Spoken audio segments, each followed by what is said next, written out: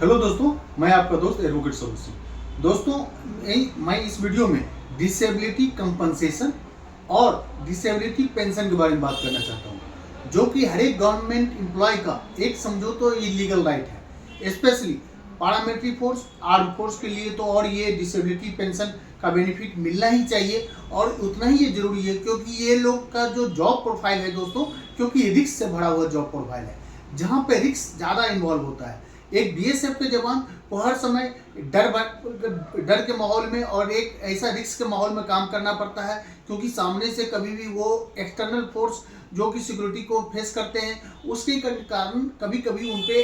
अचानक terrorist attack हो जाता है, जिसके कारण उनको डिसेबिलिटी और का प्रॉब्लम होती है। दोस्तों, डिसेबिलिटी एक ऐसा होता है जिसमें कारण उसको बॉडी का किसी पार्ट डैमेज हो गया और वो जो रेगुलर काम करता था वो काम नहीं करता है। डिसेबिलिटी का एक पैरामीटर भी दिया गया है दोस्तों, ये है कि 20% से ऊपर का डिसेबिलिटी अगर है तो उसको डिसेबल माना जाता है, चाहे वो हियरिंग का प्रॉब्लम हो या किसी तरह का वो बॉडी का किसी भी पार्ट का डिसेबल हुआ हो तो वो डिसेबिलिटी में आ जाता है। दोस्तों, ये डिसेबिलिटी और ये पेंशन और कंपनसेशन ये बहुत ही इंपॉर्टेंट है, स्पेशली फॉर पारामिलिट्री फोर्स को और आर्म फोर्स के लिए, क्योंकि ये दोनों का जॉब प्रोफाइल बहुत ही रिस्की है। दोस्तों, हर समय एक डर का माहौल में उनको काम करना पड़ता है और कभी भी अटैक इन पे हो सकता है, जिसके कारण वो डिसेबल और परमानेंट डिसेबल भी हो सकते हैं दोस्तों, और पार्शियल डिसेबल भी हो सकते हैं। इसीलिए मैं दोस्तों आपको मैं बताना चाहता हूँ कि जैसे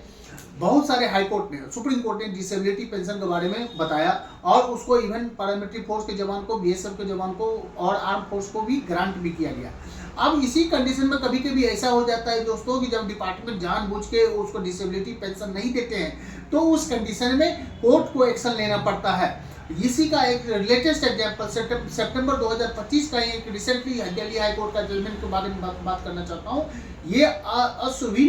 Ashwini Kumar Sharma versus union of India, इसमें श्री हरिशंकर जी और ओम प्रकाश शुक्ला जी का दो जज हैं, उनका बेंच था और इन्होंने इनको अश्विनी कुमार शर्मा को डिसेबिलिटी पेंशन ग्रांट किया गया था, क्योंकि उनको एक बम ब्लास्ट में उनको डिसेबल हुआ था और डिसेबिलिटी जो थी वो 40% से ऊपर था। दोस्तों, जैसा कि आप जानते होंगे कि सेंट्रल कंडक्ट रूल, जो सेंट्रल कंडक्ट रूल, जो एक्स्ट्राऑर्डिनरी पेंशन रूल 1939 आप समझ ले ध्यान से, सेंट्रल कंडक्ट रूल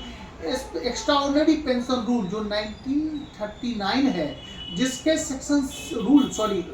6 और रूल 9 का क्लॉज 3 में ये बात किया गया है कि कैसे एक्स्ट्राऑर्डिनरी पेंशन का बेनिफिट मिलेगा।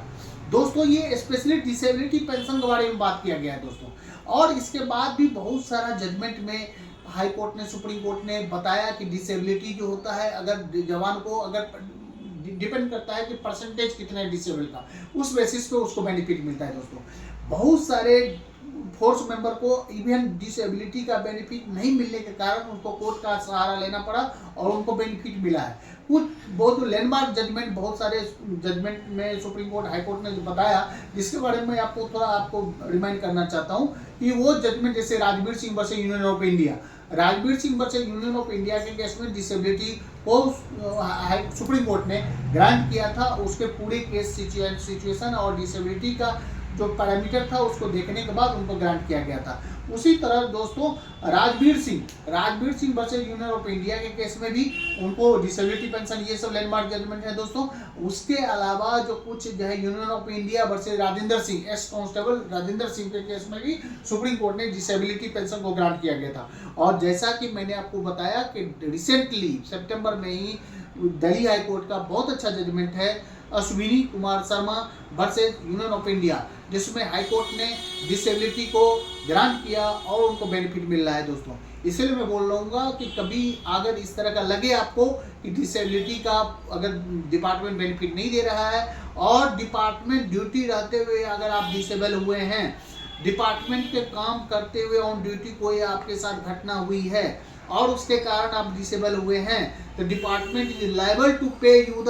Compensation benefit as well as the disability pension benefit, है ना। If you are not getting the benefit, you can file the writ petition under Article 226 before the High Court, and definitely court will grant you the benefit. Thank you. Jai Hind, Jai Bharat.